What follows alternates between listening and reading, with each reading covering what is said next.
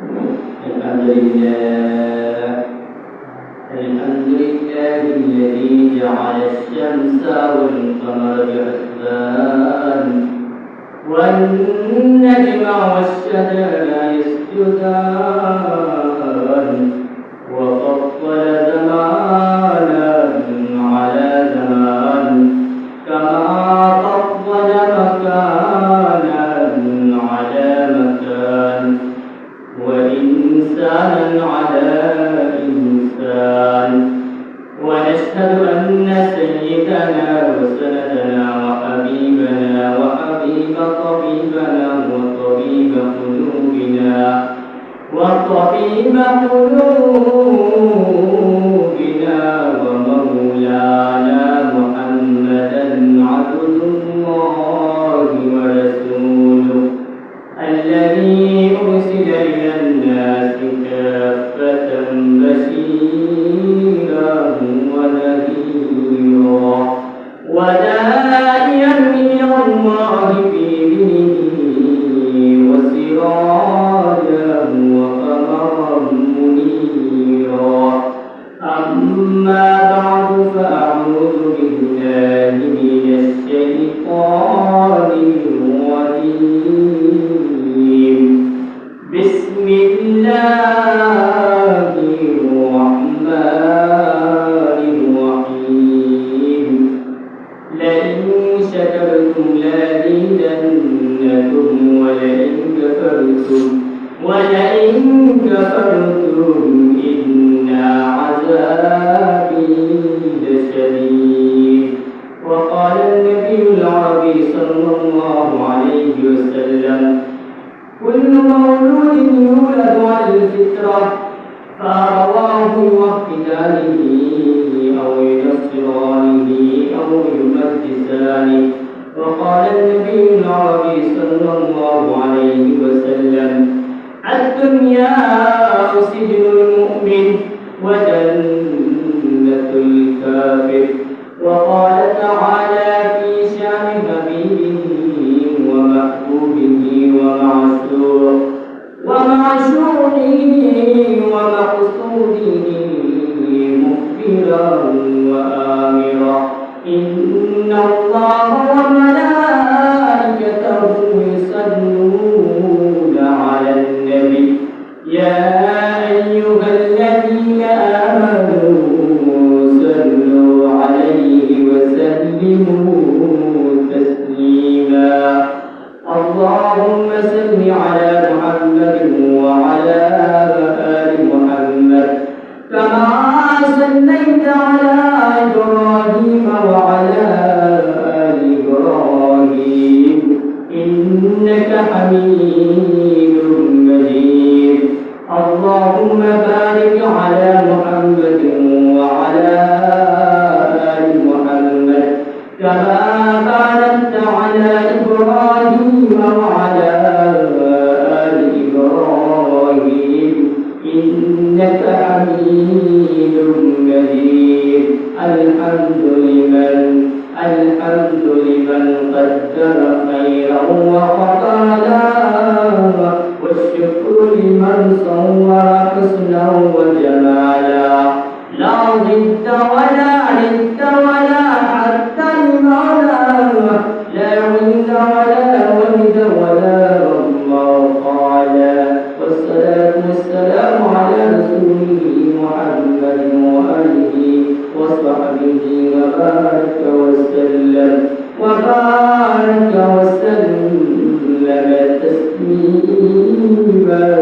تسليما كثيرا أما بعد মহান করিমের বড় দরবারে লাখো শুকর শুকর যে মহান করিম আপনাকে আমাকে দয়া করে মায়া করে আজকে পবিত্র রজনী রমজান পবিত্র জুমা মুবারকের মধ্যে আমাদেরকে মসজিদের মধ্যে আসার এবং বসার তৌফিক দিয়েছেন এই জন্য কালিমাতে শুকর আদায় করে বলে আলহামদুলিল্লাহ আল্লাহ রাব্বুল আলামিনের যদি আমাদের উপর নেক নজর না থাকতো তাহলে আমরা তার পবিত্র ঘর মসজিদের মধ্যে আসার তৌফিক আমাদের হতো না আল্লাহ পাক রব্বুল আলামিন আমাদেরকে বানাইছে কিসের জন্য? তার ইবাদত করার জন্য। আমি আপনাদের সামনে কোরআনুল কারীম থেকে একটা আয়াত তেলাওয়াত করেছি। আমার এই তেলাওয়াতের আয়াতের মধ্যে মহান নবী করিম বলেন, লা ইন শাকারতুম লাযিদান্নাকুম ওয়া লা ইন কাফারতুম ইন্না আযাবি লাশাদীদ। হে আমার বান্দা, হে আমার বান্দিরা, আমি আল্লাহ তোমাদেরকে যে রকম নিয়ামত দিয়েছি, যে সকল নিয়ামত আমি আল্লাহ তোমাদেরকে দিয়েছি, এই নিয়ামত পাইয়ে যদি তোমরা নিয়ামতের শুকর আদায় করো, আমি আল্লাহ তোমাদের নিয়ামতকে বাড়াইয়া দেব। আমরা আল্লাহ এই আয়াতের পরের অংশের মধ্যে বলেন, ওয়ালাইন কাফারতুম ইন্না আযাবি লাশাদীদ। হে আমার বান্দা, হে আমার বান্দিরা, তোমরা যদি আমি আল্লাহর নিয়ামত পাইয়া নিয়ামতের শুকর আদায় না করো, আমি আল্লাহ তোমাদেরকে আযাব দেব। আমার আল্লাহ রাব্বুল আলামিন আমাদেরকে সবথেকে বড় নিয়ামত দিয়েছেন।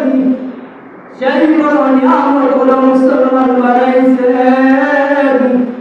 আর মুসলমান আল্লাহ এমনি বানাইলেন। বিশ্বনবী মুহাম্মদুর রাসূলুল্লাহ সাল্লাল্লাহু আলাইহি ওয়াসাল্লাম উম্মত বানাইয়া আমাদেরকে দুনিয়ার মধ্যে পাঠাইছেন। आए अंदर दर्दर मदीना सरकारे दो आलम नबी मोहम्मद रसूलुल्लाह सल्लल्लाहु अलैहि वसल्लम ये नबी उम्मत जन्न অনেক নবী রাসূলগণ আল্লাহর কাছে ওয়াজিব করেছেন, নাযিল করেছেন। হে আমাদের খালিক, হে আমাদের মালিক, আপনি আখেরি নবীর উম্মত আমাদেরকে বানাইয়া দেন। যেই নবীর উম্মত হওয়ার জন্য অনেক নবীগণ পর্যন্ত আল্লাহর কাছে সুপারিশ করেছিলেন, আল্লাহর কাছে চাইছিলেন। এই নবীর উম্মত হওয়ার জন্য এই নবীর উম্মত আল্লাহ আমাদেরকে বানাইছে। এই জন্য আমাদের শুকর আদায় করার দরকার নাই। আমার আল্লাহ রাব্বুল আলামিনের হাবিব সাল্লাল্লাহু আলাইহি ওয়াসাল্লাম বলেন, কুল্লু মাওলুদিন ইউলাদু আলাল ফিতরা ফাআবাওয়াহু ইউওয়াহিদানিহি আও ইউমাজ্জিসানিহি আও ইউমাজ্জিসানি। প্রতি সন্তান যখন তার মায়ের গর্ভ হইতে ভূমিষ্ঠ হয়ে দুনিয়ার মধ্যে আসে, প্রতি সন্তানকে আল্লাহ রাব্বুল আলামিন মুসলমান বানাইয়া ফিতরাতের মানে কি মুহাদ্দিসিনে কেরাম বলেন ইসলাম মুসলমান বানাইয়া দুনিয়ার মধ্যে আল্লাহ রাব্বুল আলামিন এই সন্তানদেরকে পাঠান। এই সন্তানদেরকে মুসলমান যখন আল্লাহ বানাইয়া পাঠান, তাহলে প্রশ্ন জাগতে পারে, তাহলে কেন তারা সুন্দর হয়েছে, তারা পদ্মবে কেন, তারা খ্রিস্টান হয়েছে, তারা ইহুদি হয়? আল্লাহ হাবিব সাল্লাল্লাহু আলাইহি ওয়াসাল্লাম বলেন, ফাআবাওয়াহু, তার পিতামাতা ইউওয়াহিদানিহি, তাকে ইহুদি বানায়, আও ইউনাসসিরানিহি, তাকে নাসরা বানায়, তাকে খ্রিস্টান বানায়, আও ইউবাদ্দিসানিহি, তাকে মূর্তি পূজারী বানায়। আল্লাহ রাব্বুল আলামিনের সবথেকে বড় নিয়ামত আমাদের উপর দৌলতে ঈমান আমাদেরকে দান করেছেন। তার কোনো বিশ্বাস নাই, আমাদেরকে মুসলমান না বলে জন্ম দিয়া আমাদেরকে মুসলমান বানাইছে। বলে তো যাই না, আমাদের মা বাবা যদি মুসলমান না হইত, আর এই মুসলমান মা বাবার করে আমরা জন্ম না নিতাম, হয়তো আমরা ইহুদিদের মতো ইহুদি হইতাম, খ্রিস্টানের মতো খ্রিস্টান হইতাম, অগ্নি পূজারীর মতো অগ্নি পূজারী হইতাম। কিন্তু আল্লাহ রাব্বুল আলামিনের এত বড় নিয়ামত, আল্লাহ রাব্বুল আলামিন আমাদেরকে মুসলমান মা বাবার জন্ম দিয়েছে। আল্লাহর কাছে আমরা কোনদিন চাই না যে আমাদের মালিক আপনাদেরকে বিশ্বনবীর উম্মত বানান, আমরা চাই না, কিন্তু আল্লাহ আমাদেরকে এই নিয়ামত দান করেছেন, আখেরি নবীর উম্মত আমাদেরকে দান বানিয়েছেন। এই জন্য শুকর আদায় করতে হবে কিনা, আমাদেরকে কিভাবে শুকর আদায় করতে হবে? আল্লাহ রাব্বুল আলামিন বিধিবিধান মেনে তার হাবিব জানিয়েছেন, তাই আমাদেরকে মানতে হবে। এইভাবে মানার হইলে আমাদের শুকর আদায় করা হবে। এখন আসি, যদি যার পিতামাতা ইহুদি খ্রিস্টান নাসারা অর্থাৎ মুসলমান নেই, এইরকম সন্তান যদি মুসলমান হইতে চায়, তার উপর কি রকম আযাব, তার উপর কি রকম নির্যাতন নেমে আসতে পারে সেটা কল্পনা করতে পারি না। ছোট্ট একটা উদাহরণ দেওয়া যাক। হযরত বিলাল হাবশী রাদিয়াল্লাহু তাআলা আনহু, তার মা বাবা কিন্তু মুসলমান ছিলেন না। এই বিলাল হাবশী কে ছিলেন? এই বিলাল হাবশী একজন গোলাম ছিলেন। এই বিলাল হাবশী কার গোলাম ছিলেন? এই বিলাল হাবশী উমাইয়ার গোলাম ছিলেন। এই বিলাল হাবশী আকা ইমানদার তানজারে মদিনা সরকারে দো আলম সৈয়দুল মুরসালিন দিবসাকে আমিনা নবী মুহাম্মদ রাসূলুল্লাহ সাল্লাল্লাহু আলাইহি ওয়াসাল্লামের সুন্নতে যাওয়ার পরে উনি কালেমা পড়ে ঈমানদার মুসলমান হয়ে গিয়েছিলেন। এই খবর যখন তার মুনিব উমাইয়া শুনতে পায়, উমাইয়া বলল, হে বিলাল, তুমি কি মুহাম্মদ সাল্লাল্লাহু আলাইহি ওয়াসাল্লামের কাছে গিয়া ঈমান এনেছো? তুমি কি মুসলমান হয়েছো? বিলাল বলে, হ্যাঁ আমার মুনিব, আমি মুহাম্মদ রাসূলুল্লাহ সাল্লাল্লাহু আলাইহি ওয়াসাল্লামের কাছে গিয়ে কালেমা পড়ে মুসলমান হয়েছি। এই কথা বলার পর উমাইয়া যখন বিলালের এই কথাগুলো শুনলো, উমাইয়া বলল, হে বিলাল, তুমি কি জানো না আমি উমাইয়া মুহাম্মদের জন্মগ্রহণ করি নাই, আর তুমি আমার গোলাম হইয়া কেমনই ভাবে মুহাম্মদের জন্মগ্রহণ করলে? এই কথা বলে সে বিলাল হাবশী রাদিয়াল্লাহু তাআলা আনহু বলল, হে বিলাল, তুমি আর মুসলমান তাই না, তুমি আমাদের মতো মূর্তি পূজক হয়ে যাও, তুমি মুহাম্মাদের দরবার এই মুহূর্তে তুমি ত্যাগ করো। এই কথা যখন উমাইয়া বলল, এই কথা শোনার পরে বিলাল হাবশী রাদিয়াল্লাহু তাআলা আনহু উমাইয়াকে বললেন, হে উমাইয়া, তুমি আমার মুনিব আর আমি বললাম তোমার গোলাম, তোমার ইচ্ছা যা কিছু আমার সাথে তাই করতে পারো, কিন্তু এইটা শুনিয়া আমি মুহাম্মদ রাসূলুল্লাহর ধর্ম আমি কখনো ত্যাগ করব না। এই কথা শোনার পরে কি করলেন উমাইয়া? বিলাল হাবশী রাদিয়াল্লাহু তাআলা আনহুকে তার আলো সংকল্প করিয়া মরুভূমির উত্তপ্ত ভারত মধ্যে তাকে টানা হেঁচড়া করতে লাগলো। তার সুবস্ত্র শরীর থেকে পোশাক করে জামাগুলো ছুটে গেল এবং এই বিলালকে ঠিক করাইয়া মরুভূমির ভারের মধ্যে টানিয়া টানিয়া বলে, হে বিলাল, তুমি মুহাম্মাদের ধর্ম ছাড়ো, তুমি ইসলাম ছাড়ো, তা না হলে তোমাকে মরুভূমির ভালোর মধ্যে টানতে যাবো। এই বইটা মরুভূমির উত্তপ্ত ভালোর মধ্যে টানলো। বিলাল হাবশী রাদিয়াল্লাহু তাআলা আনহু শরীরের যে চামড়া আছে, চামড়াগুলো বসে বসে যাইতে লাগলো, বুঝতেও বসে বসে পড়তে লাগলো, রক্ত বেরিয়ে বেরিয়ে লাগলো। তারপরে যখন উমাইয়া বলে, হে বিলাল, তুমি বলো সালাম, হে বিলাল, তুমি বলো মূর্তি মূর্তি, আমাদের লাত মুসার নাম নাও। তার শোনার পরে বিলাল হাবশী রাদিয়াল্লাহু তাআলা আনহু বললেন, আল্লাহ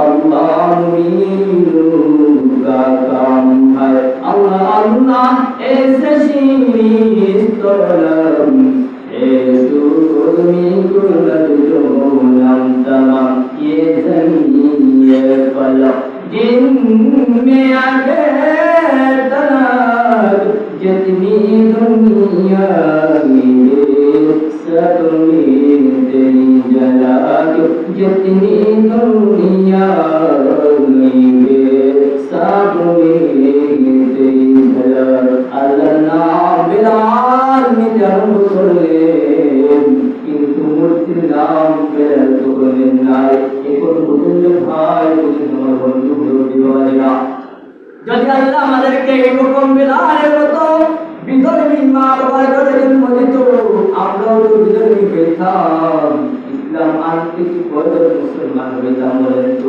প্রয়োজন আমরা মুসলমান হইতে পারতাম আমাদের আশেপাশে হিন্দুদের অভাব নাই প্রয়োজন ইমান নাই এই হিন্দু সন্তান হিন্দু ভূমিষ্ঠ হওয়ার সময় মুসলমান হয়েছে আল্লাহ পাক রব্বুল আলামিন তাকে দুনিয়ার মধ্যে মুসলমান বানাইয়া পাঠাইছেন এখন বলেন প্রয়োজন হিন্দু মুসলমান হয়েছে কেন সে মুসলমান হয় নাই তার বাবা মা মূর্তি পূজারী এর জন্য তাকে মূর্তি পূজারী বানাইছে আর আমাদের মা বাবা মুসলমানদের জন্য মুসলমান আমাদেরকে বানাইছে এই জন্য শুকর আদায় করার দরকার আছে নাই আল্লাহ রাব্বুল আলামিন বলেন লা ইন শাকারতুম লা আযীদান্নাকুম বান্দারে নিয়ামত পাইয়া নিয়ামতের শুকর আদায় করবা আমি আল্লাহ তোমাদের নিয়ামতকে বাড়াইয়া দেব ওয়া লা ইন কাফারতুম ইন্না আযাবি লাশাদীদ বান্দা নিয়ামত পাইয়া নিয়ামতের শুকর আদায় করবা না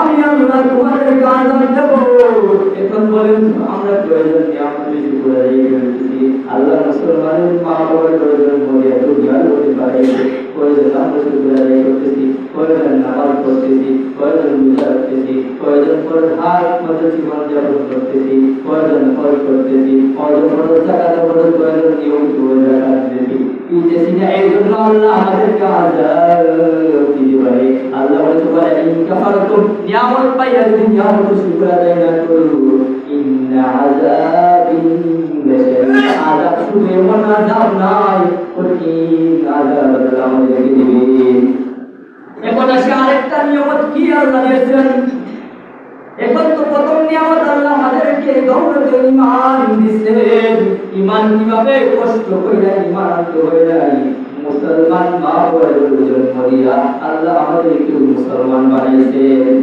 এখন পরের নিয়ামত কি শরীর আমাদেরকে দিয়েছেন আল্লাহ শরীর আমাদেরকে দিয়েছেন হাত আল্লাহ আমাদেরকে দিয়েছেন আল্লাহ আমাদেরকে দিয়েছেন এখন দেখুন যে ব্যক্তির হাত নাই সে বুঝে হাতের কত কদর যে ব্যক্তির পা নাই সে বুঝে পায়ের কত কদর যে ব্যক্তির চক্ষু নাই সে বুঝে চক্ষুর কত কদর যে ব্যক্তি অসুস্থ সে বুঝে সুস্থতার কত কদর আল্লাহ যে আমাদেরকে মসজিদের মধ্যে আনছেন হাত আল্লাহ দিয়েছেন পাও আল্লাহ দিয়েছেন চক্ষু আল্লাহ দিয়েছেন পাও আল্লাহ দিয়েছেন সব কিছু আল্লাহ এত সব নিয়ামত দিয়েছি নিয়ামতের কি শুকর আদায় করতেছি এখন আসি নিয়ামতের শুকর আদায় করলে কিভাবে ফজিলত মানুষের ঘরে নবী মুসা কালিমুল্লাহ ওই আল্লাহর সাথে তুর পাহাড়ের মধ্যে কথা বলতেন একদিন রাস্তা দিয়ে যাইতেছেন নবী মুসা কালিমুল্লাহ রাস্তার পাশে একজন ব্যক্তিকে পাইলেন যে ব্যক্তির দুই হাত নাই যে ব্যক্তির দুই পা নাই শুধু মাথা আর তার শরীর আছে হাত নাই পাও নাই এই ব্যক্তি মুসা কালিমুল্লাহর কাছে যা বলল হে নবী মুসা কালিমুল্লাহ আমার তো হাত নাই আমার তো পা নাই আল্লাহ তোমাকে হাত পা দিয়ে আমাকে দুনিয়ার মধ্যে পাঠায় নাই এখন বলতো আমি আল্লাহর কোন কাজের মধ্যে আসতেছি আমার হাত থাকলে আমি কর্ম করতে পারতাম আমার পা থাকলে আমি কর্ম করতে পারতাম কিন্তু এইভাবে কর্ম করতে পারতেছি না আমার হাত পা না দিয়ে আল্লাহ দুনিয়ার মধ্যে পাঠাইছে আপনি আল্লাহর সাথে কথা বলবেন তোর বাইরে আল্লাহ আল্লাহ এই ব্যক্তিকে আপনি কোন কাজের জন্য দুনিয়ায় পাঠাইছেন? আল্লাহ যখন হাত দেয় নাই, আল্লাহ যখন আমাকে পা দেয় নাই, তাহলে দুনিয়ার মধ্যে কেউ আল্লাহ পাঠাইছে এই আল্লাহ জিজ্ঞেস করলেন। নবী মুসা আলাইহিস সালাম এই ব্যক্তির এই কথাগুলো শুনে আল্লাহ রাব্বুল আলামিনের কাছে গিয়ে ফরিয়াদ করলেন, ও আমার মালিক, এইরকম একজন ব্যক্তি আপনি আমার কাছে জানতে বলছে, আপনার কাছে জানতে যে আল্লাহ আপনার এই ব্যক্তি দুই হাত দেন নাই, দুই পা দেন নাই, কেন এই ব্যক্তিকে আপনি দুনিয়ার মধ্যে পাঠাইছেন, এইটা জানার জন্য আমার কাছে এই ব্যক্তি চাইছে। মুসা আলাইহিস সালাম এই কথা শোনার পর আল্লাহ রাব্বুল আলামিন বললেন, যাও যাও যাও, তুমি এই ব্যক্তিকে দিয়া বলো আমি দুনিয়ার মধ্যে তারে কোনো কর্মহীন মানে পাঠাই নাই, আমি একটা কাজের জন্য পাঠাইছি। জাহান্নামের মধ্যে একটা ছিদ্র আমি রাখছি, এই ছিদ্র এই ব্যক্তিকে দিয়ে আমি বরাত করতে চাই। এই কথা শোনার পর মুসা আলাইহিস সালাম ভাবলেন, আরে হায়, এই ব্যক্তিটাকে আল্লাহ রাব্বুল আলামিন জাহান্নামে দেওয়ার জন্য বানাইছে, এই কথা আমি কেমন ভাবে এই ব্যক্তির কাছে বলবো? ওই শোনার পরে সে অনেক পেরেশান হয়ে যাবে। এই কথা শোনার পর তো সে পেরেশান হয়ে যাবে, কিন্তু সে যখন আমার কাছে বলছে এইটা আল্লাহর কাছ থেকে জানার জন্য, আমি তো আল্লাহর কাছ থেকে জানছি, এখন আমার দায়িত্ব হলো এই কথাটা আল্লাহ কি বলেছেন সেইটা তার কাছে পৌঁছানোর জন্য। এখন এই বলে সুস্থতা করে যখন যুবকের পাশে আসলেন, নবী মুসা আলাইহিস সালাম বিতস্ততা বোধ করে অর্থাৎ একটু পেরেশানি বোধ করে এই ব্যক্তির কাছে বললেন, হে আমার ভাই, তোমাকে আল্লাহ জাহান্নামের একটা ছিদ্র বন্ধ করার জন্য তোমাকে দুনিয়ার মধ্যে পাঠিয়ে বানাইছে। এই কথা শোনার পর এই ব্যক্তি নবী মুসা আলাইহিস সালাম যখন এই কথা বললেন, আমরা বললে কি করতাম? এই ব্যক্তিকে আল্লাহ জাহান্নামে দেওয়ার জন্য বানাইছে, এটা আল্লাহ বলে দিয়েছে।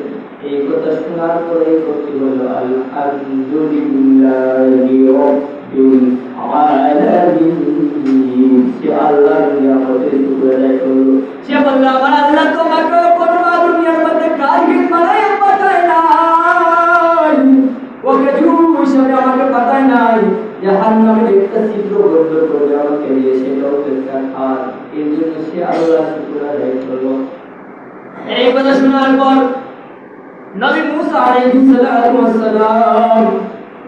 একটু সান্ত্বনা পাইলেন যে এই ব্যক্তি পেরেশান নয়, এই ব্যক্তি আল্লাহর শুকর আদায় করছে, তাকে তো আল্লাহ রহমান হিসেবে দুনিয়ার মধ্যে পাঠায় নাই। এই কথা যখন কি আল্লাহ শুনেন কি শোনেন নাই, আল্লাহ কি দেখেন নাই, সব কিছু যে মানুষ যা মানুষ দেখে না, সব কিছু আল্লাহ দেখে, সব কিছু আল্লাহ দেখছে, তারপর কেন আল্লাহ কিছু বলেন নাই? মুসা আলাইহিস সালাম যখন আবার তুর পাহাড়ের মধ্যে গেলেন, আল্লাহ রাব্বুল আলামিন মুসাকে জানিয়ে বলেন, হে মুসা, তুমি এই খবরটি পৌঁছানোর পর এই বান্দা, আমার এই বান্দা কি বলেছে? সে তখন বলেছে আল্লাহর কাছে মুসা আলাইহিস সালাম সে আপনার শুকর আদায় করেছে, আর বলেছে আল্লাহ আমাকে তো ওকে দুনিয়ার মধ্যে পাঠান নাই, জাহান্নামের একটা ছিদ্র বন্ধ করার জন্য তো দুনিয়ার মধ্যে আল্লাহ আমাকে পাঠাই দিয়েছে, আমাকে তো আল্লাহ ওকে দুনিয়ার মধ্যে পাঠান নাই। আমার আল্লাহ সে কি এই কথা বলেছে তা আল্লাহ কি দেখেন নাই? আল্লাহ সব কিছু দেখেছে, সব কিছু জেনেছে। তারপর মুসা আলাইহিস সালামকে কেন আবার জিজ্ঞেস করলেন?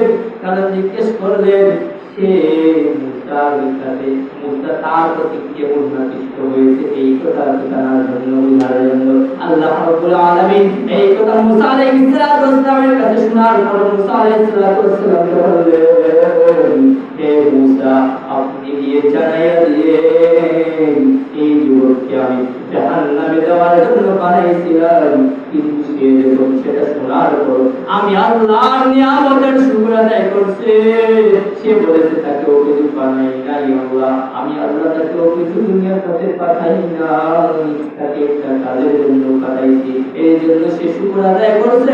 এই শুকর সে আমার আল্লাহ, আমার আল্লাহ শুকর আদায় করছে।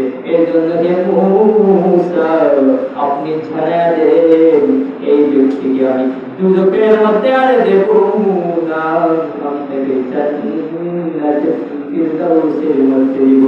সুবহানাল্লাহ। এখন সে মূসা আলাইহিস সালাম, এই যুবকের কাহিনী, মূসা আলাইহিস সালামের কথোপকথন, আল্লাহর সাথে এই কাহিনীতে আমরা কি বুঝতে পারলাম, ঘটনা দ্বারা কি শিক্ষা নিলাম? আল্লাহ যদি শুকর আদায় করি, আল্লাহ নিয়ামত কে বাড়ায় দেবে। হাত নাই পা নাই বলছে, আর মূসা আলাইহিস সালাম বলছে, আল্লাহ তাকে বলেছে জাহান্নামের জন্য বানাইছে। এটা শোনার পর সে করছে শুকর আদায় করেছে, এজন্য আল্লাহ তাকে জাহান্নাম থেকে আবার জান্নাতের মধ্যে দিয়েছে। এই আল্লাহ এখনো আছে কি আছে না? এখনো আছে। আমরা আপনিও যদি নিয়ামতের শুকর আদায় করি, আমরা অতীতে যত ক্ষমাছাড় করেছি, নাফরমানি করেছি, আবার যদি ফিরে আসে আল্লাহর পথে, আল্লাহ কি আবার আমাদেরকে জান্নাতে দিতে পারেন না? আল্লাহকে আমাদেরকে জাহান্নামে দেওয়ার জন্য মুসলমান নামক করে জন্ম দিছে, জাহান্নামে দেওয়ার জন্য কেন দিছে? জন্ম জান্নাতে দেওয়ার জন্য দিছে। এখন আমি আপনি গুনাহ করেছি, এই গুনার প্রতি শর্মিন্দা হয়ে যদি আল্লাহকে চাই, আল্লাহকে ক্ষমা করে দিবেন না? আল্লাহ কি বলেন? يا أيها الذين آمنوا اتقوا الله حق تقاته ولا تموتن إلا وأنتم مسلمون। হে আমার বান্দারা, হে আমার মুত্তাকি বান্দারা, তোমরা মুসলমান না হয়ে মৃত্যুবরণ করো না। মুসলমান না হয়ে মৃত্যুবরণ করলে আমরা জান্নাতে যেতে পারবো না। এই জন্য মুসলমান হইতে হলে প্রকৃত মুসলমান আমাদেরকে হইতে হবে। আল্লাহ হাত দিয়েছেন, পা দিয়েছেন, ক্ষমতা দিয়েছেন, শক্তি দিয়েছেন। এখন যদি তারপরে আমি মানুষের প্রতি জুলুম করি, অত্যাচার করি, আল্লাহ আমার হাত পা ছিনিয়ে নিতে বেশি সময় লাগবে, বেশি সময় লাগবে না। আল্লাহ রাব্বুল আলামিন বলেন, বান্দারে অপচার করেছো, আমি আল্লাহর নিয়ামত চাই, নিয়ামতের শুকর আদায় করলাম। ভুল করেছো, ভুল ভুল থেকে আমি আল্লাহর কাছে ফিরে আসো, আমি তোমার জিন্দেগির সমস্ত গুনাহকে মাফ করে দেব। قل يا عبادي الذين أسرفوا على أنفسهم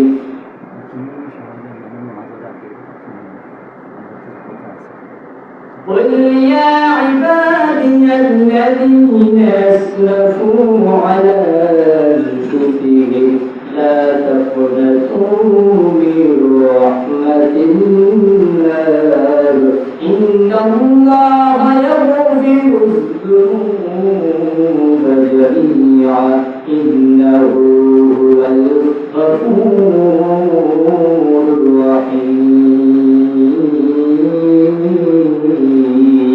الله أكبر। আমরা ভুলে করেছি, পাপাচার করেছি, আবার যদি গুনাহ করি, শর্মিন্দা হইয়া তাওবা করে যদি আল্লাহ রাব্বুল আলামিনের কাছে মাফ চাই, আল্লাহ রাব্বুল আলামিন আমাদেরকে সমস্ত গুনাহকে মাফ করে দিয়ে আমাদেরকে নেককার বান্দা বলে তৌফিক আল্লাহ আমাদেরকে আবার দান করবে। আপনার সামনে এতক্ষণ যাবত যা কিছু আলোচনা করলাম, আল্লাহ রাব্বুল আলামিন যেন আমাকে আমল করার তৌফিক দান করেন এবং আপনাদেরকে আমল করার তৌফিক দান করেন। ওয়াকে জাওয়ান আলহামদুলিল্লাহ রাব্বিল আলামিন। সংক্ষিপ্ত আমরা জানা রয়েছে রব্বুল্লাহ ইন্নাল্লাহ গফুরুর রাহিম ওয়া লা হাওলা ওয়া লা কুওয়াতা ইল্লা বিল্লাহিল আলিয়্যিল আযীম। আল্লাহুম্মা আমিন। ربنا ظلمنا أنفسنا وإن لم تغفر لنا وترحمنا لنكونن من الخاسرين. اللهم رب ارحمهما كما ربياني صغيرا يا مقلب القلوب ثبت قلوبنا على دينك. اللهم حاسبنا حسابا يسيرا. اللهم ارزقنا رزقا حلالا طيبا. ربنا ظلمنا أنفسنا وإن لم تغفر لنا وترحمنا ইয়া আল্লাহ দুনিয়ার মধ্যে তো গুনাহ করেছি জীবনে এত গুনাহ করেছি আল্লাহ আপনি আমাদেরকে মাফ করে দিন জীবনে না করিলাম বন্দেগি গুনাহ করে কাটাইলাম জিন্দেগি গুনাহ করে কাটাইলাম জিন্দেগি কত আল্লাহর ওলি হইলেন কান্দিয়া গুনাহগার হইল গুনাহ করিয়া গুনাহগার হইল গুনাহ করিয়া তওবা করি ও গো মাওলা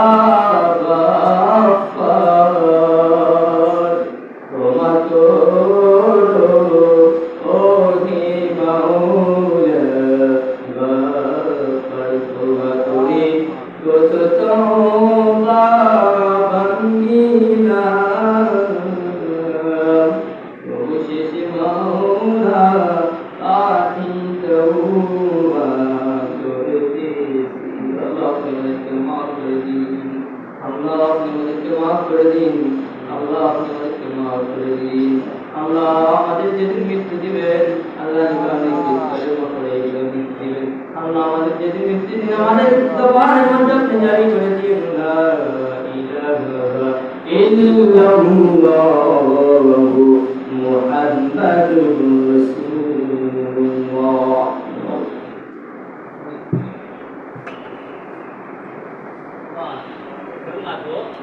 Makanya sudah sampai itu kata-kata sini. Oh, apa itu?